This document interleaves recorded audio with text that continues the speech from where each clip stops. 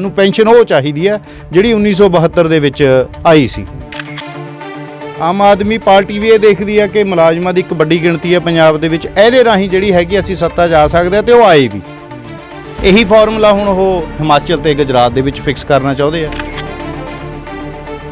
ਫੌਜ ਨੂੰ ਛੱਡ ਕੇ ਜਿੰਨੀਆਂ ਭਰਤੀਆਂ ਹੋਣਗੀਆਂ ਉਹਨਾਂ ਨੂੰ ਉਹ ਆਪਦੀ ਪੈਨਸ਼ਨ ਦਾ ਵਸੀਲਾ ਆਪ ਕਰਨਗੇ। ਇਹੀ ਹੈ ਨਵੀਂ ਪੈਨਸ਼ਨ ਸਿਸਟਮ ਕਿ ਗਵਰਨਮੈਂਟ ਨਹੀਂ ਦਿੰਦੀ, ਮੁਲਾਜ਼ਮ ਆਪਦੀ ਤਨਖਾਹ ਚੋਂ ਕਟਾਉਂਦਾ, ਤੇ ਉਹ ਜਿਹੜਾ ਕਾਰਪਸ ਇਕੱਠਾ ਹੁੰਦਾ ਉਹਦਾ ਵੀ ਜਿਹੜਾ 60% ਰਿਟਾਇਰਮੈਂਟ ਤੇ ਮਿਲਦਾ ਹੈ ਤੇ ਬਾਕੀ ਦਾ 40% ਮੰਡੀ 'ਚ ਮਿਲਦਾ ਹੈ। ਜੇ ਕੋਈ 50,000 60,000 ਦੇ ਰਿਟਾਇਰ ਹੋ ਰਿਹਾ ਤਾਂ ਉਹਦੀ ਪੈਨਸ਼ਨ 2,000 ਰੁਪਏ ਫਿਕਸ ਹੋ ਰਹੀ ਹੈ, 2,500 ਰੁਪਏ ਫਿਕਸ ਹੋ ਰਹੀ ਹੈ। ਪੁਰਾਣੀ ਪੈਨਸ਼ਨ ਦੇ ਵਿੱਚ ਜਦੋਂ ਕੋਈ ਮੁਲਾਜ਼ਮ ਰਿਟਾਇਰ ਹੁੰਦਾ ਸੀ ਤਾਂ ਉਹਦਾ 50% ਜਿਹੜੀ ਉਹਦੀ ਆਖਰੀ ਤਨਖਾਹ ਦਾ ਪੈਨਸ਼ਨ ਵਜੋਂ ਮਿਲਣਾ ਉਹਦਾ ਤੈਅ ਸੀ। ਅਸਲ 'ਚ NPS ਦਾ ਇੱਕ ਤਰੀਕਾ ਦਾ ਧੋਖਾ ਹੈ ਮੁਲਾਜ਼ਮਾਂ ਦੇ ਨਾਲ। ਇਹ NPS ਨੂੰ ਅਸੀਂ ਨੈਸ਼ਨਲ ਪੈਨਸ਼ਨ ਕਹਿੰਦੇ ਨੇ, ਇਹ ਸਿਸਟਮ ਅਸਲ 'ਚ ਤਾਂ ਇਹ ਜਾਂ ਇਹਨੂੰ ਨਿਊ ਪੈਨਸ਼ਨ ਕਹਿੰਦੇ ਆ, ਇਹ ਤਾਂ ਨੋ ਪੈਨਸ਼ਨ ਆ ਅਸਲ ਦੇ ਵਿੱਚ। ਜਿਹੜਾ 35,000 ਮੁਲਾਜ਼ਮਾਂ ਨੂੰ ਪੱਕੇ ਕਰਾਉਣ ਵਾਲਾ ਜਿਹੜਾ ਕਹਿੰਦੇ ਸੀ ਅਸੀਂ ਕਰਤਾ, ਪਰ ਹਜੇ ਤੱਕ ਪੰਜਾਬ ਦੇ ਵਿੱਚ ਇਹਨਾਂ ਦੀ ਬਣਾਈ ਪਾਲਿਸੀ ਦਾ ਕੋਈ ਮੁਲਾਜ਼ਮ ਜਿਹੜਾ ਹੈਗਾ ਅਸੀਂ ਪੰਜਾਬ ਦੇ ਵਿੱਚ ਸਾਨੂੰ ਤਾਂ ਕੋਈ ਮਿਲਿਆ ਨਹੀਂ ਹੈ ਜਿਹੜਾ ਉਹਦੇ ਨਾਲ ਪੱਕਾ ਹੋਇਆ ਹੋਵੇ। ਦੁਨੀਆ ਦੇਖ ਰਹੇ ਸਾਰੇ ਦਰਸ਼ਕਾਂ ਦਾ ਸਵਾਗਤ ਹੈ। ਸਮਾਜ ਵਿੱਚ ਜਦੋਂ ਵੀ ਕੋਈ ਨਵੀਂ ਚੀਜ਼ ਆਉਂਦੀ ਹੈ ਤਾਂ ਲੋਕਾਂ ਵਿੱਚ ਜਗਿਆਸਾ ਹੁੰਦੀ ਹੈ, ਲੋਕਾਂ ਵਿੱਚ ਖੁਸ਼ੀ ਹੁੰਦੀ ਹੈ ਕਿ ਕੁਝ ਨਵਾਂ ਹੋਣ ਵਾਲਾ ਹੈ। ਮੁਲਾਜ਼ਮਾਂ ਦੀ ਜੇਕਰ ਗੱਲ ਕਰ ਲਈਏ ਤਾਂ ਪਹਿਲਾਂ ਪੈਨਸ਼ਨ ਸਕੀਮ ਹੁੰਦੀ ਸੀਗੀ, ਮੁਲਾਜ਼ਮ ਸਾਰੀ ਉਮਰ ਕੰਮ ਕਰਦੇ ਸੀਗੇ, ਆਪਦੀ ਰਿਟਾਇਰਡ ਲਾਈਫ ਸੌਖਿਆ ਜਿਉਣ ਲਈ ਉਹਨਾਂ ਨੂੰ ਇੱਕ ਵਸੀਲਾ ਮਿਲ ਜਾਂਦਾ ਸੀਗਾ ਪੈਨਸ਼ਨ। ਉਸ ਤੋਂ ਬਾਅਦ 2004 ਦੇ ਵਿੱਚ ਨਵੀਂ ਪੈਨਸ਼ਨ ਸਕੀਮ ਆਉਂਦੀ ਹੈ, ਪਰ ਜਿਵੇਂ ਕਿ ਆਪਾਂ ਆਮ ਵੇਖਦੇ ਹਾਂ ਹੋਇਆ ਉਮੀਦ ਤੋਂ ਉਲਟ ਹੈ। ਨਵੀਂ ਪੈਨਸ਼ਨ ਸਕੀਮ ਕਰਕੇ ਮੁਲਾਜ਼ਮਾਂ ਨੂੰ ਕੁਝ ਦਿੱਕਤਾਂ ਆਉਣੀਆਂ ਸ਼ੁਰੂ ਹੋ ਗਈਆਂ। ਤਾਂ ਆਮ ਆਦਮੀ ਪਾਰਟੀ ਦੀ ਸਰਕਾਰ ਵੱਲੋਂ ਪੰਜਾਬ ਵਿੱਚ ਇਹ ਕਿਹਾ ਗਿਆ ਕਿ ਅਸੀਂ ਪੁਰਾਣੀ ਪੈਨਸ਼ਨ ਸਕੀਮ ਬਹਾਲ ਕਰਾਂਗੇ, ਤਾਂ ਉਹਦੇ ਲਈ ਨੋਟੀਫਿਕੇਸ਼ਨ ਵੀ ਜਾਰੀ ਹੋਇਆ, ਚੋਣਾਂ ਵੀ ਚੱਲ ਰਹੀਆਂ ਨੇ। ਇਹ ਸਾਰਾ ਮਾਜਰਾ ਕੀ ਹੈ? ਕੀ ਮੁਲਾਜ਼ਮ ਪੁਰਾਣੀ ਪੈਨਸ਼ਨ ਸਕੀਮ ਤੋਂ ਖੁਸ਼ ਨੇ? ਨਵੀਂ ਪੈਨਸ਼ਨ ਸਕੀਮ 'ਚ ਕੀ ਦਿੱਕਤਾਂ ਨੇ? ਇਹ ਸਾਰੀਆਂ ਗੱਲਾਂ ਬਾਤਾਂ ਆਪਾਂ ਕਰਾਂਗੇ। ਸਾਡੇ ਨਾਲ ਮੁਲਾਜ਼ਮ ਆਗੂ ਨੇ ਪੁਰਾਣੀ ਪੈਨਸ਼ਨ ਪ੍ਰਾਪਤੀ ਫਰੰਟ ਤੋਂ ਅਤਿੰਦਰ ਸਿੰਘ ਜੀ। ਸਰ ਸਵਾਗਤ ਹੈ ਜੀ, ਬਹੁਤ ਬਹੁਤ ਧੰਨਵਾਦ ਜੀ। ਜਿਵੇਂ ਕਿ ਨੋਟੀਫਿਕੇਸ਼ਨ ਆਇਆ ਜੀ ਕੱਲ੍ਹ ਪੰਜਾਬ ਸਰਕਾਰ ਵੱਲੋਂ ਕਿ ਜਿਹੜੀ ਪੁਰਾਣੀ ਪੈਨਸ਼ਨ ਸਕੀਮ ਆ ਉਹ ਬਹਾਲ ਕੀਤੀ ਜਾਣੀ ਆ, ਕੀ ਉਸ ਨੋਟੀਫਿਕੇਸ਼ਨ ਤੋਂ ਸੈਟਿਸਫਾਈਡ ਹੋ, ਖੁਸ਼ ਹੋ? ਪੰਜਾਬ ਸਰਕਾਰ ਨੇ ਚੋਣਾਂ ਤੋਂ ਪਹਿਲਾਂ ਇਹ ਜਿਹੜੀ ਮੁਲਾਜ਼ਮਾਂ ਦੀ ਇੱਕ ਵੱਡੀ ਮੰਗ ਬਣ ਚੁੱਕੀ ਹੈ ਕਿ NPS ਨੂੰ ਵਾਪਸ ਲਿਆ ਜਾਵੇ ਤੇ ਉਹਦੀ ਥਾਂ ਤੇ ਜਿਹੜੀ ਮੁਲਾਜ਼ਮ ਪੱਖੀ ਪੁਰਾਣੀ ਪੈਨਸ਼ਨ ਆ ਉਹਨੂੰ ਬਹਾਲ ਕੀਤਾ ਜਾਵੇ। ਤਾਂ ਉਹਨਾਂ ਨੇ ਵੱਡੇ ਚੋਣ ਵਾਅਦੇ ਕੀਤੇ ਸੀ ਤੇ ਉਸ ਐਲਾਨ ਹੋਣ ਕਰਕੇ ਕਿ ਜੇ ਅਸੀਂ ਸੱਤਾ 'ਚ ਆਉਂਦੇ ਹਾਂ ਅਸੀਂ ਪੁਰਾਣੀ ਪੈਨਸ਼ਨ ਬਹਾਲ ਕਰਾਂਗੇ, ਇਸ ਕਰਕੇ ਮੁਲਾਜ਼ਮਾਂ ਨੇ ਇਸ ਆਮ ਆਦਮੀ ਪਾਰਟੀ ਦੀ ਸਰਕਾਰ ਨੂੰ ਲਿਆਉਣ 'ਚ ਇੱਕ ਵੱਡਾ ਰੋਲ ਵੀ ਨਿਭਾਇਆ। ਤਾਂ ਜਦੋਂ ਹੁਣ ਇਹ ਪਿਛਲੇ 6-7 ਮਹੀਨਿਆਂ ਤੋਂ ਤਾਂ ਲਗਾਤਾਰ ਅਸੀਂ ਵੀ ਆਵਾਜ਼ ਬੁਲੰਦ ਕਰਦੇ ਰਹੇ ਹਾਂ, ਹੋਰ ਬਹੁਤ ਸਾਰੇ ਲੋਕ ਕਹਿੰਦੇ ਰਹੇ ਆ ਕਿ ਤੁਸੀਂ ਆਪਣਾ ਚੋਣ ਵਾਅਦਾ ਪੂਰਾ ਕਰੋ, ਪਰ ਉਹ ਚੋਣ ਵਾਅਦਾ ਜਿਹੜਾ ਇਹਨਾਂ ਨੇ ਹੁਣ ਇੱਕ ਨੋਟੀਫਿਕੇਸ਼ਨ ਜਾਰੀ ਕੀਤਾ, ਤਾਂ ਉਸ ਨੋਟੀਫਿਕੇਸ਼ਨ ਆਉਣ ਦੇ ਨਾਲ ਇੱਕ ਤਸੱਲੀ ਇਹ ਹੈਗੀ ਆ ਕਿ ਜਿਹੜਾ ਹੁਣ ਸਾਡੇ ਕੋਲ ਇੱਕ ਤਰ੍ਹਾਂ ਦਾ ਲਿਖਤੀ ਜਿਹੜਾ ਹੈਗਾ ਉਹ ਆਸ਼ਵਾਸਨ ਆਇਆ। ਇਸ ਤੋਂ ਪਹਿਲਾਂ ਸਿਰਫ ਚੋਣਾਂ ਦਾ ਵਾਅਦਾ ਸੀ, ਉਦੋਂ ਬਾਅਦ ਕੈਬਨਿਟ ਦੇ ਵਿੱਚ ਦਿੱਤੀ ਗਈ ਮਨਜ਼ੂਰੀ ਸੀ। ਹੁਣ ਜਿਹੜਾ ਇਹ ਇੱਕ ਨੋਟੀਫਿਕੇਸ਼ਨ ਆ ਉਹ ਇਸ ਤਰ੍ਹਾਂ ਦਾ ਆਪਾਂ ਇਹ ਕਹਿ ਸਕਦੇ ਹਾਂ ਜਿਵੇਂ ਕੋਈ ਦੋ ਧਿਰਾਂ 'ਚ ਕੋਈ ਰੌਲਾ ਹੁੰਦਾ ਤਾਂ ਉਹ ਰੌਲੇ ਦੇ ਵਿੱਚ ਇੱਕ ਲਿਖਤੀ ਚੀਜ਼ ਆ ਜਾਂਦੀ ਆ। ਤਾਂ ਹੁਣ ਇੱਕੋ ਲਿਖਤੀ ਗੱਲ ਹੈ ਕਿ ਹਾਂ ਵੀ ਤੁਸੀਂ ਮੰਨਿਓ ਕੈਬਨਿਟ ਦੇ ਫੈਸਲੇ ਤਹਿਤ ਕਿ ਅਸੀਂ ਪੁਰਾਣੀ ਪੈਨਸ਼ਨ ਲਾਗੂ ਕਰਾਂਗੇ, ਪਰ ਇਹ ਨੋਟੀਫਿਕੇਸ਼ਨ ਇਹ ਕਹਿ ਦਈਏ ਕਿ ਆਪਣੇ ਆਪ 'ਚ ਇਹ ਪੁਰਾਣੀ ਪੈਨਸ਼ਨ ਇਹਦੇ ਨਾਲ ਲਾਗੂ ਹੋ ਚੁੱਕੀ ਹੈ, ਇਸ ਤਰ੍ਹਾਂ ਵੀ ਨਹੀਂ ਹੈ। ਇਹ ਨੋਟੀਫਿਕੇਸ਼ਨ ਸਿਰਫ ਤੇ ਸਿਰਫ ਇਸ ਤਰ੍ਹਾਂ ਕਹਿ ਸਕਦੇ ਹਾਂ ਕਿ ਲਾਭ ਦੇਣ ਦੀ ਗੱਲ ਕਹੀ ਗਈ ਆ। ਉਹ ਪੁਰਾਣੀ ਪੈਨਸ਼ਨ ਕਿਹੜੀ ਡੇਟ ਤੋਂ ਇੰਪਲੀਮੈਂਟ ਹੋ ਰਹੀ ਹੈ? ਪੁਰਾਣੀ ਪੈਨਸ਼ਨ ਦੇ ਅੰਡਰ ਬਹੁਤ ਸਾਰੇ ਪਹਿਲੂ ਨੇ ਕਿ ਜਿੰਨੇ ਬੋਰਡ ਦੇ ਕਾਰਪੋਰੇਸ਼ਨਾਂ ਦੇ ਜਿੰਨੇ ਮੁਲਾਜ਼ਮ ਨੇ ਕੀ ਉਹਦੇ ਤਹਿਤ ਸਾਰੇ ਵਿਭਾਗਾਂ ਦੇ ਇਹਦੇ ਅੰਡਰ ਕਵਰ ਹੋ ਰਹੇ ਨੇ? ਕੀ ਇੱਕ ਜਿਹੜਾ 2004 ਤੋਂ ਬਾਅਦ ਜਦੋਂ ਤੋਂ NPS ਲਾਗੂ ਹੋਈ ਸੀ ਉਹਦੇ ਬਾਅਦ ਜਿੰਨੀਆਂ ਵੀ ਭਰਤੀਆਂ ਹੋਈਆਂ ਨੇ ਕਿ ਉਹ ਸਾਰੇ ਮੁਲਾਜ਼ਮ ਜਿਹੜੇ ਉਦੋਂ ਤੋਂ ਬਾਅਦ ਕੰਮ ਕਰ ਰਹੇ ਨੇ ਜਾਂ ਜਿਨ੍ਹਾਂ ਦੀ ਮੌਤ ਹੋ ਚੁੱਕੀ ਹੈ ਜਾਂ ਜਿਹੜੇ ਰਿਟਾਇਰ ਹੋ ਚੁੱਕੇ ਨੇ ਕਿ ਉਹਨਾਂ ਨੂੰ ਵੀ ਇਹਦੇ ਅੰਡਰ ਲਿਆ ਜਾਊਗਾ? ਕਿ ਜਿਹੜਾ ਪੰਜਾਬ ਦੇ 17,000 ਕਰੋੜ ਰੁਪਇਆ PFRDA ਕੋਲੇ ਪਿਆ ਪੰਜਾਬ ਦੇ ਮੁਲਾਜ਼ਮਾਂ ਦਾ, ਉਹ ਕਿਵੇਂ ਵਾਪਸ ਆਊਗਾ? ਤਾਂ ਬਹੁਤ ਸਾਰੇ ਪਹਿਲੂਆਂ ਦੇ ਉੱਤੇ ਬਿਲਕੁਲ ਚੁੱਪ ਹੈ ਇਹ ਨੋਟੀਫਿਕੇਸ਼ਨ। ਇਸ ਨੇ ਲਾਭ ਦੀ ਗੱਲ ਕੀਤੀ ਹੈ, ਜਦ ਕਿ ਲਾਭ ਤਾਂ ਬਹੁਤ ਸਾਰੇ ਇਹੋ ਜਿਹੇ ਨੇ ਕਿ ਪਿਛਲੇ ਸਮਿਆਂ ਦੇ ਵਿੱਚ ਸੰਘਰਸ਼ਾਂ ਦੇ ਰਾਹੀਂ ਕੁਝ ਹਾਸਲ ਵੀ ਹੋਏ ਨੇ। ਜਿਵੇਂ ਪਹਿਲਾਂ NPS ਵਾਲੇ ਮੁਲਾਜ਼ਮਾਂ ਨੂੰ ਗ੍ਰੈਚੁਟੀ ਨਹੀਂ ਸੀ ਮਿਲਦੀ, ਐਕਸਗ੍ਰੇਸ਼ੀਆ ਨਹੀਂ ਸੀ, ਤਾਂ ਇਸ ਤਰ੍ਹਾਂ ਦੀਆਂ ਤਾਂ ਬਹੁਤ ਸਾਰੇ ਲਾਭ ਆਏ ਵੀ ਨੇ।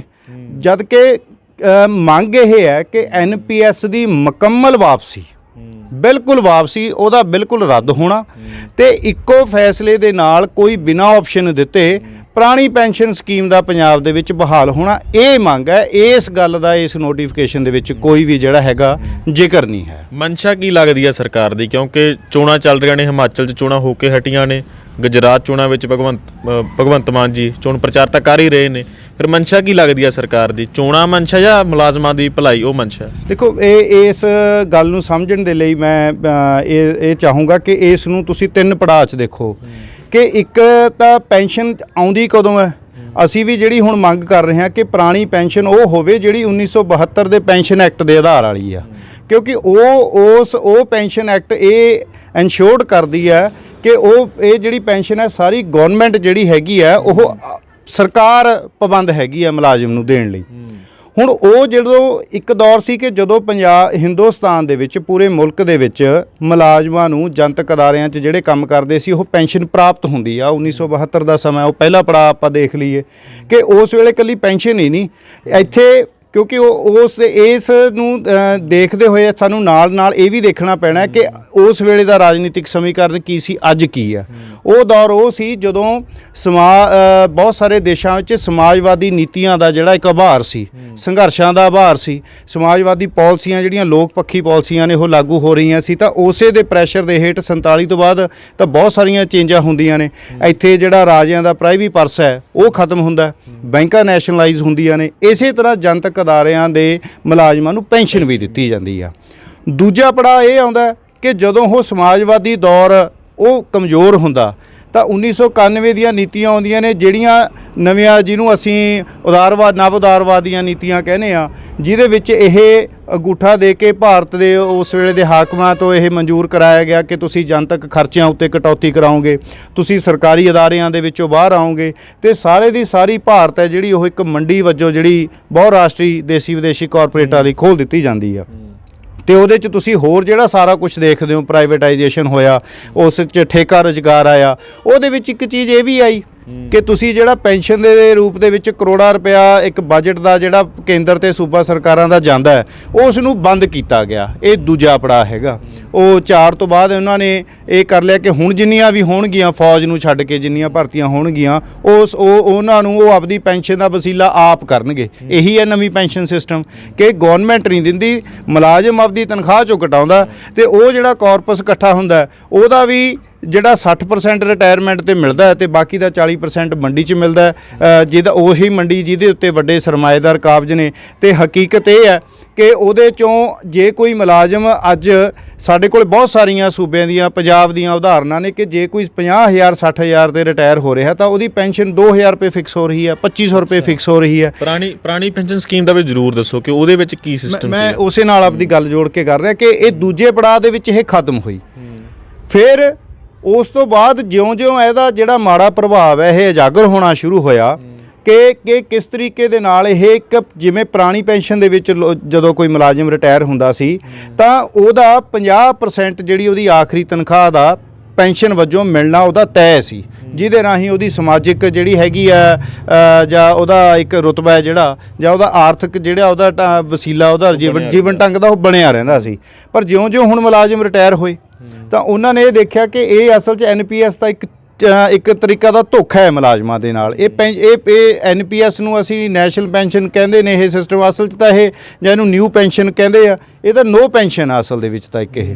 ਤਾਂ ਉਹਦੇ 'ਚ ਹੁਣ ਜਦੋਂ, ਕਿਉਂਕਿ ਜਿਹੜੇ ਤੱਥ ਨੇ ਉਹ ਮੂੰਹੋਂ ਬੋਲਦੇ ਹੁੰਦੇ ਨੇ, ਤਾਂ ਜਦੋਂ ਹੁਣ ਉਹ ਆਏ ਰਿਟਾਇਰ ਹੋ ਕੇ ਤਾਂ ਕੋਈ 2,000 ਦੀ ਪੈਨਸ਼ਨ, ਕੋਈ ਕਿਸੇ ਦੀ 3,000 ਦੀ ਪੈਨਸ਼ਨ ਹੈ ਜਿਹੜੀ ਹੈਗੀ ਆ, ਤਾਂ ਇਹਦੇ ਖਿਲਾਫ ਪੂਰੇ ਦੇਸ਼ ਦੇ ਵਿੱਚ ਦੇ ਮੁਲਾਜ਼ਮਾਂ ਦੇ ਵਿੱਚ ਇੱਕ ਰੋਹ ਸੀ, ਆਭਾਰ ਹੈ ਜਿਹੜਾ, ਇੱਕ ਗੁੱਸਾ ਵੀ। ਇਹ ਤਾਂ ਹੀ ਇਹ ਮੰਗ ਵੀ ਉੱਭਰੀ ਪਿਛਲੇ ਸਾਲਾਂ ਦੇ ਵਿੱਚ ਕਿ ਪੁਰਾਣੀ ਪੈਨਸ਼ਨ ਮੁੜ ਕੇ, ਸਾਨੂੰ ਪੈਨਸ਼ਨ ਉਹ ਚਾਹੀਦੀ ਹੈ ਜਿਹੜੀ 1972 ਦੇ ਵਿੱਚ ਆਈ ਸੀ। ਹੁਣ ਇਹ ਤੀਜਾ ਦੌਰ ਹੈ।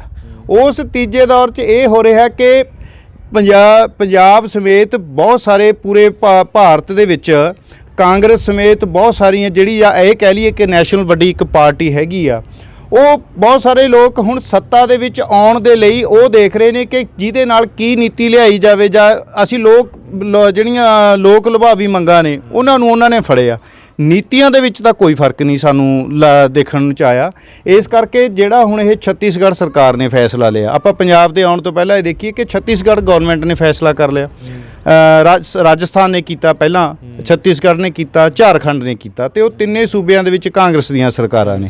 ਤਾਂ ਹੁਣ ਜੇ ਇਹ ਕਹਿ ਲਈਏ ਕਿ ਹੁਣ ਕਾਂਗਰਸ ਦੀਆਂ ਨੀਤੀਆਂ ਉਹ 1991 ਤੋਂ ਉਲਟ ਹੋ ਗਈਆਂ ਜਾਂ ਉਹ ਹੁਣ ਕਾਰਪੋਰੇਟ ਦੇ ਉਲਟ ਜਾ ਕੇ ਖੜ ਗਈਆਂ, ਇਹ ਗੱਲ ਨਹੀਂ ਹੈ। ਉਹ ਸਿਰਫ ਇਸ ਇੱਕ ਮੰਗ ਦੇ ਰਾਹੀਂ ਮੁਲਾਜ਼ਮ ਜਿਹੜੇ ਇਸ ਪੂਰੇ ਅਲੱਗ-ਅਲੱਗ ਸੂਬਿਆਂ ਦੇ ਵਿੱਚ, ਉਹਨਾਂ ਦੀ ਪੰਜਾਬ ਦੇ ਵਿੱਚ 3.5 ਲੱਖ ਦੀ ਗਿਣਤੀ ਹੈ, ਗੁਜਰਾਤ 'ਚ 7 ਲੱਖ ਦੀ ਗਿਣਤੀ ਹੈ, ਅਲੱਗ-ਅਲੱਗ ਸੂਬਿਆਂ 'ਚ ਮੁਲਾਜ਼ਮਾਂ ਦੀਆਂ ਨੇ, ਤਾਂ ਉਹ ਉਹਨਾਂ ਦੇ ਉਸ ਵੋਟਾਂ 'ਚੋਂ ਦੇਖ ਰਹੇ ਨੇ ਪੁਰਾਣੀ ਪੈਨਸ਼ਨ ਦੇ ਰਾਹੀਂ ਕਿ ਇਹਦੇ ਰਾਹੀਂ ਸੱਤਾ 'ਚ ਵਾਪਸੀ ਹੋ ਸਕਦੀ ਹੈ। ਅਤੇ ਅਸੀਂ ਇਹ ਸਮਝਦੇ ਹਾਂ ਕਿ ਇਸੇ ਤਹਿਤ ਜਿਹੜਾ ਇਹ ਤੀਜੇ ਪੜਾਅ 'ਚ ਇਹ ਜਿਹੜੀ ਮੰਗ ਉੱਭਰੀ ਆ ਹੁਣ ਪੁਰਾਣੀ ਪੈਨਸ਼ਨ ਦੀ, ਉਸ ਨੂੰ ਐਨਕੈਸ਼ ਕਰਨ ਦੀ ਇੱਕ ਹੋੜ ਲੱਗੀ ਹੋਈ ਆ। ਉਸੇ ਤਰ੍ਹਾਂ ਦਾ ਜਿਹੜਾ ਇੱਕ ਤਰੀਕਾ ਉਹ ਆਮ ਆਦਮੀ ਪਾਰਟੀ ਦਾ। ਆਮ ਆਦਮੀ ਪਾਰਟੀ ਵੀ ਇਹ ਦੇਖਦੀ ਹੈ ਕਿ ਮੁਲਾਜ਼ਮਾਂ ਦੀ ਇੱਕ ਵੱਡੀ ਗਿਣਤੀ ਹੈ ਪੰਜਾਬ ਦੇ ਵਿੱਚ, ਇਹਦੇ ਰਾਹੀਂ ਜਿਹੜੀ ਹੈਗੀ ਅਸੀਂ ਸੱਤਾ 'ਚ ਆ ਸਕਦੇ ਹਾਂ, ਅਤੇ ਉਹ ਆਏ ਵੀ। ਇਹੀ ਫਾਰਮੂਲਾ ਹੁਣ ਉਹ ਹਿਮਾਚਲ ਤੇ ਗੁਜਰਾਤ ਦੇ ਵਿੱਚ ਫਿਕਸ ਕਰਨਾ ਚਾਹੁੰਦੇ ਆ। ਇਸ ਕਰਕੇ ਅਸੀਂ ਇਹ ਕਹਿੰਦੇ ਹਾਂ ਕਿ ਇਹ ਨੋਟੀਫਿਕੇਸ਼ਨ ਅਸਲ 'ਚ ਪੰਜਾਬ ਦੇ ਮੁਲਾਜ਼ਮਾਂ ਨੂੰ ਮੁਖਾਤਬ ਨਹੀਂ ਹੋ ਰਿਹਾ। ਇਹ ਨੋਟੀਫਿਕੇਸ਼ਨ ਅਸਲ 'ਚ ਗੁਜਰਾਤ ਚੋਣਾਂ ਦੇ ਉੱਥੋਂ ਦੇ ਮੁਲਾਜ਼ਮਾਂ ਨੂੰ ਵੱਧ ਉਹ ਜਿਹੜਾ ਹੈਗਾ ਐਡਰੈਸ ਹੋ ਰਿਹਾ, ਪਰ ਇਹ ਆਪਦੇ ਆਪ ਦੇ ਵਿੱਚ ਅਧੂਰਾ। ਇਹਦੇ 'ਚ ਕੋਈ ਵਿਧੀ ਵਿਧਾਨ ਸਪਸ਼ਟ ਨਹੀਂ ਹੈ। ਜਿਵੇਂ ਤੁਸੀਂ ਆਫ ਰਿਕਾਰਡ ਆਪਾਂ ਗੱਲ ਕਰ ਰਹੇ ਸੀਗੇ, ਸਿਰਫ ਇੱਕ ਪੰਨੇ ਦਾ ਇਹ ਜਿਹੜਾ ਨੋਟੀਫਿਕੇਸ਼ਨ ਆਇਆ ਰਾਜਸਥਾਨ ਦੇ ਵਿੱਚ ਜਾਂ ਹੋਰ ਸੂਬਿਆਂ ਦੇ ਵਿੱਚ, ਕੀ ਥੋੜਾ ਹੋਰ ਢੰਗ ਦੇ ਨਾਲ ਹੋਰ ਵਿਸਥਾਰ ਦੇ ਵਿੱਚ ਨੋਟੀਫਿਕੇਸ਼ਨ ਆਇਆ ਕਿ ਉਹਨਾਂ ਤੋਂ ਪੰਜਾਬ ਸਰਕਾਰ ਸਿੱਖਿਆ ਲੈ ਸਕਦੀ ਹੈ? ਨਹੀਂ, ਬਿਲਕੁਲ ਇਹ ਜਿਹੜਾ ਰਾਜਸਥਾਨ ਗੌਰਮੈਂਟ ਨੇ ਉਹਨਾਂ ਨੇ ਆਪਣਾ ਇੱਕ ਜਿਹੜਾ ਹੈਗਾ, ਜਾਂ ਛੱਤੀਸਗੜ੍ਹ ਗੌਰਮੈਂਟ ਨੇ ਪੂਰੇ ਦਾ ਪੂਰਾ ਇੱਕ ਨੋਟੀਫਿਕੇਸ਼ਨ ਵੀ ਅਸੀਂ ਜਿਹੜੀਆਂ ਉਹਨਾਂ ਦੀਆਂ ਜੋ ਰੂਲ ਸੀਗੇ ਉਹਦੇ ਵਿੱਚ ਅਮੈਂਡਮੈਂਟ ਕੀਤੀ, ਤਾਂ ਉਹਨਾਂ ਨੇ ਬਕਾਇਦਾ ਰੂਪ ਦੇ ਵਿੱਚ ਲਿਖਤੀ ਜਿਹੜਾ ਇੱਕ ਡਿਟੇਲ ਜਿਹੜਾ ਹੈਗਾ ਉਹ ਇਹਨਾਂ ਨੇ ਜਾਰੀ ਕੀਤਾ। ਇਸੇ ਕਰਕੇ ਪੰਜਾਬ ਗੌਰਮੈਂਟ ਦੇ ਇਸ ਨੋਟੀਫਿਕੇਸ਼ਨ 'ਚ ਉਹਨਾਂ ਨੇ ਬਕਾਇਦਾ ਕਿਹਾ ਕਿ ਡਿਟੇਲਡ ਸਕੀਮ ਤੇ ਜਿਹੜੇ SOP ਜਿਹਨੂੰ ਅਸੀਂ ਸਟੈਂਡਿੰਗ ਆਪਰੇਟਿੰਗ ਪ੍ਰੋਸੀਜਰ ਕਹਿੰਦੇ ਆ, ਵੀ ਇਹ ਬਾਅਦ 'ਚੋਂ ਜਾਰੀ ਹੋਣਗੇ। ਕਦੋਂ ਜਾਰੀ ਹੋਣਗੇ ਇਹਦੇ ਬਾਰੇ ਕੋਈ ਸਪਸ਼ਟਤਾ ਨਹੀਂ ਹੈ। ਇਸ ਕਰਕੇ ਪੰਜਾਬ ਗੌਰਮੈਂਟ ਇਸ 'ਤੇ ਸੀਰੀਅਸਲੀ ਵਰਕਆਊਟ ਕਰਨ ਦੀ ਬਜਾਏ, ਆਪਦੇ ਅਧਿਕਾਰੀਆਂ ਨੂੰ ਇਸ ਕੰਮ ਲਾਉਣ ਦੀ ਬਜਾਏ ਕਿ ਤੁਸੀਂ ਇਸ ਨੂੰ ਇੱਕ ਗਿਵਨ ਟਾਈਮ ਦੇ ਵਿੱਚ ਲਾਗੂ ਕਰੋ, ਉਹਦੀ ਬਜਾਏ ਉਹ ਦੇਖ ਰਹੇ ਨੇ ਕਿ ਇੱਥੇ ਕੁਝ ਤੁਸੀਂ ਜਾਰੀ ਕਰ ਦਿਓ। ਵੀ ਜੇ ਅਸੀਂ ਪਹਿਲਾਂ ਦੀਵਾਲੀ ਦਾ ਤੋਹਫਾ ਕਹਿ ਕੇ ਪ੍ਰਚਾਰ ਲਿਆ ਵੀ ਅਸੀਂ ਪੰਜਾਬ ਦੇ ਮੁਲਾਜ਼ਮਾਂ ਨੂੰ ਦੇਤੀ ਨੋਟੀਫਿਕੇਸ਼ਨ, ਤਾਂ ਉਹਦੇ ਨਾਲ ਸਵਾਲ ਉੱਠ ਗਿਆ ਵੀ ਨੋਟੀਫਿਕੇਸ਼ਨ ਕਿੱਥੇ ਆ। ਤਾਂ ਹੁਣ ਉਹ ਨੋਟੀਫਿਕੇਸ਼ਨ ਦੇ ਨਾਂ 'ਤੇ ਇੱਕ ਆਹ ਪੇਜ ਲੈ ਆਏ ਕਿ ਵੀ ਆਹ ਵੀ ਦੇਖੋ ਜੀ ਰੌਲਾ ਨਿਬੇੜਨਾ, ਅਤੇ ਗੁਜਰਾਤ ਵਾਲਿਆਂ ਨੂੰ ਅਤੇ ਬਾਕੀਆਂ ਨੂੰ ਅਸੀਂ ਦਿਖਾਉਣਾ ਵੀ ਪੰਜਾਬ ਦੇ ਵਿੱਚ ਹੋ ਗਈ। ਉਹਦਾ ਇੱਕ ਢੰਗ ਤਰੀਕਾ ਲੱਭਿਆ, ਇਦੋਂ ਵੱਧ ਕੇ ਇਹ ਕੁਛ ਨਹੀਂ ਹੈ। ਕਿਤੇ ਮੁਲਾਜ਼ਮਾਂ ਨੂੰ ਐ ਤਾਂ ਨਹੀਂ ਅਗਲੀ ਦੀਵਾਲੀ ਜਾਂ ਅਗਲੀਆਂ ਚੋਣਾਂ ਦੀ ਵੇਟ ਕਰਨੀ ਪਊਗੀ, ਉਦੋਂ SOP ਆਊਗਾ? ਦੇਖੋ ਇਹ ਇਸ ਤਰ੍ਹਾਂ ਦਾ ਕਹਿ ਸਕਦੇ ਹੋ ਤੁਸੀਂ ਕਿ ਜਿਵੇਂ ਉਹ ਜਿਹੜਾ 35,000 ਮੁਲਾਜ਼ਮਾਂ ਨੂੰ ਪੱਕੇ ਕਰਾਉਣ ਵਾਲਾ ਜਿਹੜਾ ਕਹਿੰਦੇ ਸੀ ਅਸੀਂ ਕਰਤਾ, ਪਰ ਹਜੇ ਤੱਕ ਪੰਜਾਬ ਦੇ ਵਿੱਚ ਇਹਨਾਂ ਦੀ ਬਣਾਈ ਪਾਲਿਸੀ ਦਾ ਕੋਈ ਮੁਲਾਜ਼ਮ ਜਿਹੜਾ ਹੈਗਾ ਅਸੀਂ ਪੰਜਾਬ ਦੇ ਵਿੱਚ ਸਾਨੂੰ ਤਾਂ ਕੋਈ ਮਿਲਿਆ ਨਹੀਂ ਹੈ ਜਿਹੜਾ ਉਹਦੇ ਨਾਲ ਪੱਕਾ ਹੋਇਆ ਹੋਵੇ। ਇਸ ਲਈ ਦੂਜਾ ਜਿਹੜਾ ਇੱਕ ਵੱਡਾ ਸਵਾਲ ਹੈਗਾ ਕਿ ਇਹ ਜਿਹੜਾ ਇਹ ਬਣਾਉਂਦੇ ਨੇ, ਅੱਜ ਹੀ ਜਿਹੜਾ ਇੱਕ ਵੱਡਾ ਇਹਨਾਂ ਨੂੰ ਜਵਾਬ ਆਇਆ ਕੇਂਦਰ ਸਰਕਾਰ ਨੇ ਦਿੱਤਾ। ਪਹਿਲਾਂ ਛੱਤੀਸਗੜ੍ਹ ਤੇ ਰਾਜਸਥਾਨ ਸਰਕਾਰਾਂ ਨੂੰ ਵੀ PFRDA ਜਿਹੜਾ NPS ਦੇ ਤਹਿਤ ਜਿਹੜੀ ਜਮ੍ਹਾਂ ਰਾਸ਼ੀ ਹੈ ਉਸ ਨੂੰ ਕੰਟਰੋਲ ਰੈਗੂਲੇਟ ਕਰਦੀ ਹੈ, PFRDA pension fund regulatory and development authority, ਉਸ ਨੇ ਇਹਨਾਂ ਨੂੰ ਜਵਾਬ ਦਿੱਤਾ ਕਿ ਜਿਹੜਾ 17,000 ਕਰੋੜ ਰੁਪਇਆ ਸਾਡੇ ਕੋਲੇ ਪਿਆ ਅਸੀਂ ਉਹਨੂੰ ਵਾਪਸ ਨਹੀਂ ਦੇ ਸਕਦੇ। ਪਹਿਲਾਂ ਰਾਜਸਥਾਨ ਨੂੰ ਵੀ ਜਵਾਬ ਦਿੱਤਾ, ਹੁਣ ਇਹਨਾਂ ਨੂੰ ਵੀ ਮਿਲਿਆ। ਇਸ ਕਰਕੇ ਅਸੀਂ ਇਹ ਸਮਝਦੇ ਕਿ ਜਿਹੜੀ ਕੇਂਦਰ ਸਰਕਾਰ ਇਸ ਸਾਰੀ ਰਾਸ਼ੀ ਨੂੰ ਜਿਹੜੀ ਇਹ ਇਕੱਠੀ ਹੁੰਦੀ ਹੈ, ਮੁੜ ਕੇ ਉਹ ਸਾਰੇ ਦਾ ਸਾਰਾ ਮਾਰਕੀਟ ਦਾ ਪੈਸਾ ਕਾਰਪੋਰੇਟਾਂ ਨੂੰ ਡਾਇਰੈਕਟ ਤੇ ਇਨਡਾਇਰੈਕਟ ਵੇ ਨਾਲ ਉਹ ਯੂਜ਼ ਹੁੰਦਾ, ਉਹ ਉਹਨਾਂ ਦੇ ਮੁਨਾਫੇ ਤੇ ਸੱਟ ਨਹੀਂ ਵੱਜਣ ਦੇਣਾ ਚਾਹੁੰਦੀ। ਤੇ ਨਾਲ ਦੀ ਨਾਲ ਇਸ ਤਰ੍ਹਾਂ ਦਾ ਫੈਸਲਾ ਸੂਬਿਆਂ ਦਾ ਉਹਨਾਂ ਨੂੰ ਨਾ ਦੇਣਾ, ਸੂਬਾ ਸਰਕਾਰਾਂ ਨੂੰ ਵਾਪਸ ਨਾ ਦੇਣਾ, ਇਹ ਜਿਹੜੀ ਉਹਦੀ ਲਗਾਤਾਰ ਤਿੱਖੇ ਕੇਂਦਰੀਕਰਨ ਹੋ ਰਹੀ ਹੈ, ਜਿਹੜਾ ਸੂਬਿਆਂ ਦੇ ਅਧਿਕਾਰਾਂ ਤੇ ਨੂੰ ਲਗਾਤਾਰ ਉਹਨਾਂ ਨੂੰ ਡੱਕਿਆ ਜਾ ਰਿਹਾ, ਉਹਦਾ ਵੀ ਇੱਕ ਹਿੱਸਾ ਜਿਹੜਾ ਹੈਗਾ ਸੂਬਿਆਂ ਦੇ ਨੂੰ ਕਮਜ਼ੋਰ ਕਰਨ ਦਾ। ਇਸ ਕਰਕੇ ਭਗਵੰਤ ਮਾਨ ਸਰਕਾਰ ਕਹੇ ਵੀ ਇਹ ਤਾਂ ਹੁਣ ਕੱਲ੍ਹ ਨੂੰ ਕਹਿਣ ਵੀ ਇਹ ਤਾਂ ਸਾਡਾ ਪੈਸਾ ਨਹੀਂ ਵਾਪਸ ਆ ਰਿਹਾ, ਅਸੀਂ ਇਸ ਕਰਕੇ ਨਹੀਂ ਕਰ ਸਕਦੇ। ਇਸ ਲਈ ਇਹ ਮਾਮਲਾ ਕੋਈ ਬਹਾਨਿਆਂ ਦਾ ਨਹੀਂ ਹੈ, ਇਹ ਹੁਣ ਇੱਕ ਲੜਾਈ ਕੇਂਦਰ ਸਰਕਾਰ ਦੇ ਇਸ ਜਿਹੜੀ PFRDA ਕਾਨੂੰਨ ਦਾ ਹਵਾਲਾ ਹੈ ਨਾ। ਕਾਨੂੰਨ ਤਾਂ ਖੇਤੀ ਕਾਨੂੰਨ ਵੀ ਸੀ, ਉਹ ਵੀ ਕਾਨੂੰਨ ਸੀ ਆਪਦੇ ਆਪ 'ਚ, ਪਰ ਜਦੋਂ ਲੋਕਾਂ ਦੀ ਆਵਾਜ਼ ਵੱਡੀ ਹੋਈ, ਸੂਬਿਆਂ ਦੇ ਸੂਬੇ ਬੋਲੇ ਉਹਦੇ ਵਿੱਚ ਕਿ ਸਾਡੇ ਹੱਕਾਂ ਤੇ ਡਾਕਾ ਹੈਗਾ, ਤਾਂ ਉਹ ਸਾਰੇ ਦਾ ਸਾਰਾ ਐਕਟ ਹੈ ਜਿਹੜਾ ਕਾਨੂੰਨ ਰੱਦ ਹੋਇਆ। ਤਾਂ PFRDA ਕੋਈ ਲੋਕਾਂ ਤੋਂ ਵੱਡਾ ਤਾਂ ਨਹੀਂ ਹੈ। ਇਸ ਕਰਕੇ ਕਿਹੜੇ ਕੋਈ ਕਾਨੂੰਨੀ ਨੁਕਤੇ ਨੇ ਉਹਨਾਂ ਨੂੰ ਕਿਵੇਂ ਦੂਰ ਕੀਤਾ ਜਾ ਸਕਦਾ, ਉਹ ਕੇਂਦਰ ਸਰਕਾਰ ਵੀ, ਜੇ ਹੁਣ ਇਹ ਸੂਬੇ ਸਰਕਾਰਾਂ ਨੇ ਕੋਈ ਫੈਸਲਾ ਲਿਆ ਪੁਰਾਣੀ, ਕਿਉਂਕਿ ਜਦੋਂ ਇਹ ਲਾਗੂ ਹੋਈ ਸੀ ਤਾਂ ਸੂਬਾ ਸਰਕਾਰਾਂ ਨੂੰ ਅਧਿਕਾਰ ਸੀ ਕਿ ਤੁਸੀਂ ਨਵੀਂ ਲੈਣੀ ਹੈ ਜਾਂ ਪੁਰਾਣੀ 'ਚ ਹੀ ਰਹਿਣਾ। ਤਾਂ ਜੇ ਹੁਣ ਸੂਬਾ ਸਰਕਾਰ ਉਹ ਆਪਸ਼ਨ ਦੀ ਵਰਤੋਂ ਕਰਕੇ ਪੁਰਾਣੀ 'ਚ ਜਾਣਾ ਚਾਹੁੰਦੇ ਨੇ, ਹੁਣ ਤੁਸੀਂ ਕਹਿੰਦੇ ਹੋ ਅਸੀਂ ਤੁਹਾਡਾ ਪੈਸਾ ਨਹੀਂ ਮੋੜਨਾ। ਇਸ ਕਰਕੇ ਕੇਂਦਰ ਆਪਦੀ ਉਸ ਕੇਂਦਰੀਕਰਨ ਤੋਂ ਦੀ ਨੀਤੀਆਂ ਤੋਂ ਪਿੱਛੇ ਹਟ ਕੇ ਸੂਬਿਆਂ ਦੇ ਨੂੰ ਵੱਧ ਅਧਿਕਾਰ ਦੇਵੇ। ਇਹ PFRDA ਦਾ ਪੈਸਾ ਸੂਬਿਆਂ ਦਾ, ਇਹ ਮੁਲਾਜ਼ਮਾਂ ਦਾ, ਉਹ ਪੈਸਾ ਵਾਪਸ ਕੀਤਾ ਜਾਵੇ। ਤੇ ਸੂਬਾ ਸਰਕਾਰਾਂ ਇਹ ਸਾਰੀਆਂ ਦੇ ਸਾਰੀਆਂ ਜੇ ਉਹ ਕੇਂਦਰ ਦੇ ਖਿਲਾਫ ਇਕਮੁੱਠ ਹੋ ਕੇ ਹੁਣ ਇਹ ਲੜਾਈ ਬਣਾਉਣਗੀਆਂ ਜਿਹੜੀਆਂ ਇੱਕ ਬਣ ਸਕਦੀ ਹੈ ਸੂਬੇ ਦੇ, ਤਾਂ ਉਹਦੇ ਵਿੱਚ ਮੁਲਾਜ਼ਮ ਵੀ ਇਹਦੇ ਦੇ ਨਾਲ ਵੱਡੀ ਜੇ ਸੰਘਰਸ਼ ਖੜੇ ਹੋਣਗੇ ਤਾਂ ਹੀ ਇਹ ਮਸਲਾ ਹੱਲ ਹੋ ਸਕਦਾ। ਹੁਣ ਇਹ ਕੱਲੀ ਸੁਣਾਉਣ ਦੀ ਗੱਲ ਨਹੀਂ ਹੈ ਜੀ ਵੀ ਸਾਡਾ ਪੈਸਾ ਨਹੀਂ ਵਾਪਸ ਮੋੜ ਰਿਹਾ। ਇਹਦੇ ਖਿਲਾਫ ਸੂਬੇ ਵੀ ਖੜੇ ਹੋਣ ਤੇ ਮੁਲਾਜ਼ਮ ਸੰਘਰਸ਼ਾਂ ਨੇ ਉਹਨਾਂ ਦਾ ਰੁਝਾਨ ਹੈ ਜਿਹੜਾ ਉਹ ਵੀ ਬਣੂਗਾ ਕੇਂਦਰ ਸਰਕਾਰ ਦੇ ਖਿਲਾਫ। ਤਾਂ ਅਤਿੰਦਰ ਜੀ, ਇਹ ਸਾਰੀਆਂ ਆਪਾਂ ਗੱਲਾਂ ਬਾਤਾਂ ਕੀਤੀਆਂ, ਤੁਸੀਂ ਵੀ ਪੁਰਾਣੀ ਪੈਨਸ਼ਨ ਪ੍ਰਾਪਤੀ ਫਰੰਟ ਤੇ ਕੰਮ ਕਰ ਰਹੇ ਹੋ, ਹੈ ਨਾ, ਪੁਰਾਣੀ ਪੈਨਸ਼ਨ ਦੀ ਮੰਗ ਕਰ ਰਹੇ ਹੋ। ਤੁਸੀਂ ਕੀ ਕਹਿਣਾ ਚਾਹੋਗੇ ਸੂਬਾ ਸਰਕਾਰ ਨੂੰ? ਦੇਖੋ, ਅਸੀਂ ਇਹ ਮੰਗ ਕਰਦੇ ਹਾਂ ਕਿ ਇਸ ਪੁਰਾਣੀ ਪੈਨਸ਼ਨ ਦੁਆਰੇ ਹੋ ਕਰ ਦੇਖੋ, ਅਸੀਂ ਪੁਰਾਣੀ ਪੈਨਸ਼ਨ ਪ੍ਰਾਪਤੀ ਫਰੰਟ ਜਿਹੜਾ ਅਸੀਂ 2019 ਤੋਂ ਲਗਾਤਾਰ ਪੁਰਾਣੀ ਪੈਨਸ਼ਨ ਦੀ ਮੰਗ ਨੂੰ ਲੈ ਕੇ ਸੰਘਰਸ਼ੀਲ ਹਾਂ। ਅਸੀਂ ਇਹਦੇ ਲਈ ਜੋ ਬਣਦੀ ਆਪਦੀ ਆਵਾਜ਼ ਹੈਗੀ ਆ ਉਹ ਉਠਾ ਰਹੇ ਹਾਂ ਤੇ ਚੋਣਾਂ ਤੋਂ ਬਾਅਦ ਇਹ ਐਕਸਪੋਜ਼ ਵੀ ਕੀਤਾ ਕਿ ਜਿਹੜਾ ਇਹ ਮੰਨਿਆ ਜਾ ਰਿਹਾ ਸੀ ਕਿ ਸਰਕਾਰ ਆ ਗਈ ਆਪ ਦੀ ਤੇ ਇਹ ਬਾਈ ਡਿਫਾਲਟ ਹੀ ਲਾਗੂ ਹੋ ਜਾਣਾ, ਤੇ ਅਸੀਂ ਇਹ ਕਿਹਾ ਵੀ ਕਿ ਹਜੇ ਸਰਕਾਰ ਦੀ ਕੋਈ ਮਨਸ਼ਾ ਨਹੀਂ ਹੈ। ਹੁਣ ਵੀ ਅਸੀਂ ਇਹ ਮੰਗ ਕਰਦੇ ਹਾਂ ਕਿ ਇਹ ਸੂਬਾ ਆਪ ਸਰਕਾਰ ਇਸ ਨੂੰ ਚੋਣਾਂ ਦੇ ਕਿਸੇ ਲਾਭ ਹਾਨੀਆਂ ਤੇ ਦੇਖਣ ਦੀ ਬਜਾਏ ਇਹ ਇੱਕ ਨੀਤੀਗਤ ਫੈਸਲਾ, ਇਹ ਲੱਖਾਂ ਮੁਲਾਜ਼ਮਾਂ ਦੇ ਨਾਲ ਜੁੜਿਆ ਫੈਸਲਾ, ਤੇ ਇਹ ਜਿਹੜਾ ਜੇ ਤੁਸੀਂ ਵਾਕਈ ਆਮ ਆਦਮੀ ਪਾਰਟੀ ਹੋ ਤਾਂ ਆਮ ਆਦਮੀ ਪਾਰਟੀ ਆਮ ਆਦਮੀ ਦੇ ਲਈ ਜਿਹੜਾ ਉਹਨਾਂ ਦੇ ਹਿੱਤ 'ਚ ਖੜਨ ਵਾਲਾ ਨੋਟੀਫਿਕੇਸ਼ਨ ਆ ਉਹ ਜਾਰੀ ਕਰੋ। ਉਹਦੇ 'ਚ ਕੋਈ ਤੁਹਾਨੂੰ ਦਚਿੱਤੀ ਨਹੀਂ ਰਹਿਣੀ ਚਾਹੀਦੀ। ਤੇ ਜਿਹੜਾ ਕੋਈ PFRDA ਦਾ ਕੋਈ ਅੜਿੱਕਾ ਹੈ ਇਹਦੇ 'ਚ, ਅਸੀਂ ਇਸ ਦੇ ਲਈ ਕੇਂਦਰ ਸਰਕਾਰ ਦੀ ਉਹਨਾਂ ਦੀ ਵੀ ਨਿਖੇਧੀ ਕਰਦੇ ਹਾਂ ਕਿ ਉਹ ਲਗਾਤਾਰ ਇਸ ਤਰੀਕੇ ਨਾਲ ਸੂਬਿਆਂ ਨੂੰ ਜਵਾਬ ਦੇ ਰਹੇ ਨੇ। ਇਹ ਸੂਬਿਆਂ ਦਾ ਪੈਸਾ, ਮੁਲਾਜ਼ਮਾਂ ਦਾ ਪੈਸਾ, ਉਹਨੂੰ ਵਾਪਸ ਕੀਤਾ ਜਾਵੇ। ਤੇ ਇਹਦੇ ਲਈ ਇਹ ਜਿਹੜਾ ਹੈਗਾ ਉਹ ਪੰਜਾਬ ਸਰਕਾਰ ਇਸ ਨੂੰ ਕੋਈ ਅੜਿੱਕਾ ਜੇ ਹੈਗਾ ਕੋਈ, ਜਾਂ ਉਹਨੂੰ ਬਹਾਨਾ ਬਣਾਉਣ ਦੀ ਬਜਾਏ ਉਹ ਕੇਂਦਰ ਸਰਕਾਰ ਦੇ ਖਿਲਾਫ ਸਿੱਧਾ ਸੰਘਰਸ਼ ਕਰੇ। ਉਹ ਚਾਹੇ ਕਾਨੂੰਨੀ ਤੋਂ ਹੋਵੇ ਜਾਂ ਜਿਵੇਂ ਉਹ ਕਰ ਸਕਦੇ ਨੇ। ਉਹ ਲੱਗੇ ਕਿ ਉਹ ਬਾਕੀ ਕੋਈ ਆਮ ਆਦਮੀ ਪਾਰਟੀ, ਜੇ ਉਹ ਦਾਅਵਾ ਕਰਦੇ ਨੇ ਕਿ ਉਹ ਆਮ ਆਦਮੀਆਂ ਦੇ ਹੈਗੇ ਨੇ, ਤੇ ਅਸੀਂ ਮੁਲਾਜ਼ਮ ਜਿਵੇਂ ਅਸੀਂ ਪਹਿਲਾਂ ਅਸੀਂ ਬੋਲਦੇ ਰਹੇ ਹਾਂ, ਤੇ ਜੇ ਇਹ ਕੋਈ ਆਮ ਆਦਮੀ ਪਾਰਟੀ ਦੀ ਸਰਕਾਰ ਹੈ 'ਚ ਕੋਈ ਕੱਚ-ਘੜ ਰੱਖੂਗੀ ਨੋਟੀਫਿਕੇਸ਼ਨ ਦੇ ਵਿੱਚ ਜਾਂ ਇਹਨੂੰ ਕੋਈ ਡਿਲੇ ਕਰੂਗੀ, ਤਾਂ ਜਿਹੜਾ ਕੋਈ ਸੰਘਰਸ਼ ਹੁਣ ਤੱਕ ਸੂਬਾ ਸਰਕਾਰ ਦੇ ਖਿਲਾਫ ਰਿਹਾ, ਆਉਣ ਵਾਲੇ ਸਮੇਂ ਦੇ ਵਿੱਚ ਉਹ ਅਸੀਂ ਕੇਂਦਰ ਦੇ ਖਿਲਾਫ ਵੀ ਰੱਖਾਂਗੇ। ਜਦੋਂ ਤੱਕ ਪੁਰਾਣੀ ਪੈਨਸ਼ਨ ਦੀ ਮੁਕੰਮਲ ਪ੍ਰਾਪਤੀ ਨਹੀਂ ਹੁੰਦੀ ਤੇ ਨਵੀਂ ਪੈਨਸ਼ਨ ਮੁਕੰਮਲ ਰੂਪ 'ਚ ਰੱਦ ਨਹੀਂ ਹੁੰਦੀ, ਸਾਡਾ ਸੰਘਰਸ਼ ਹੈ ਜਿਹੜਾ ਉਹ ਜਾਰੀ ਰਹੂ ਜੀ। ਬਹੁਤ ਬਹੁਤ ਧੰਨਵਾਦ। ਸੋ ਇਹ ਸਨ ਅਤਿੰਦਰ ਸਿੰਘ ਜੀ, ਪੁਰਾਣੀ ਪੈਨਸ਼ਨ ਪ੍ਰਾਪਤੀ ਫਰੰਟ ਤੋਂ। ਆਪਾਂ ਸਾਰੀ ਗੱਲਬਾਤ ਕੀਤੀ ਆ ਓਲਡ ਪੈਨਸ਼ਨ ਸਕੀਮ ਬਾਰੇ ਵੀ, ਨਿਊ ਪੈਨਸ਼ਨ ਸਕੀਮ ਬਾਰੇ ਵੀ, ਕਿ ਕਿਸ ਤਰੀਕੇ ਦੇ ਨਾਲ ਸੈਂਟਰ ਸਰਕਾਰ ਵੀ ਕਿਤੇ ਨਾ ਕਿਤੇ ਅੜਿੱਕਾ ਲਗਾਉਂਦੀ ਨਜ਼ਰ ਆ ਰਹੀ ਹੈ, ਜੇਕਰ ਸੂਬਾ ਸਰਕਾਰਾਂ ਆਪਸ਼ਨ ਇਹ ਮੰਗ ਕਰ ਰਹੀਆਂ ਨੇ ਕਿ ਪੁਰਾਣੀ ਪੈਨਸ਼ਨ ਉਹਦੇ ਸੂਬਿਆਂ ਦੇ ਵਿੱਚ ਉਹ ਬਹਾਲ ਹੋਣੀਆਂ ਚਾਹੀਦੀਆਂ ਨੇ।